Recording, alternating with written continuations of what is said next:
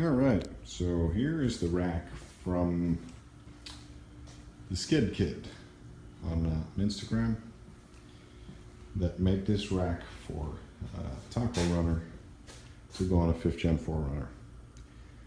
He made this and sent it to him. So just gonna point out a few things. You can see here the finish work that was done on it. There was a lot of grinding that was done. Cut in too deep. Cleaned up welds.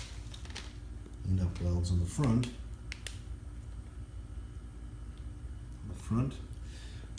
On the top, even though it was cut in too much, but not on the back. Get the light here. On the back, we see splatter marks. Stuff not cleaned up. Same on the top. There's holes, there's tool marks. Very clear. Again, more splatter marks. Then we move to the outside here, for instance, where the light bar mounts on. It's very rough welding, very rough. It was bent, welded. Let's look at the feet here. Let's look at the weld job on the feet. Lots of splatter on there. Weld splatter everywhere. Here, this back corner, for instance. Very clear what was done with the die grinder. It was welded. Welds were ground back off to try and blend it in. Very uneven, very rough.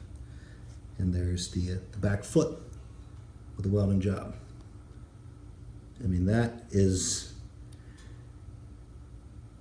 quality stuff. That's the kind of stuff you want to put on a 5th Gen TRD Pro 4Runner right there. It's more of the weld on the other side. More welding, tool marks, very rough.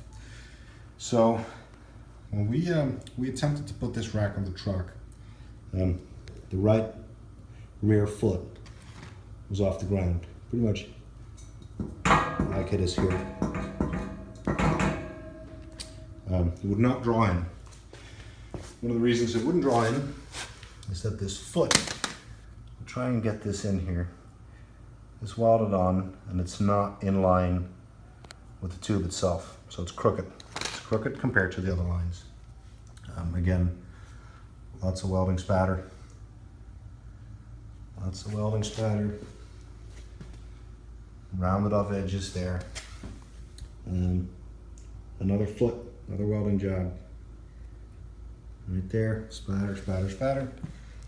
And then here, this is also the light mount.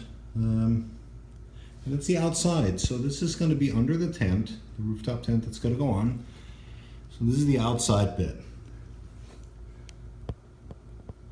That's the final prep work. This is how it was delivered. So it's supposed to go on a truck with this. Here's another shot. Try and get that reference in there. That foot is almost level with the rack itself. Closer, but not as far off as this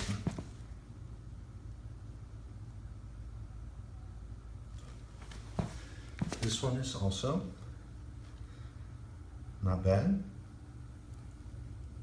No, this is not talking about the welding quality or the prep work or the finish work.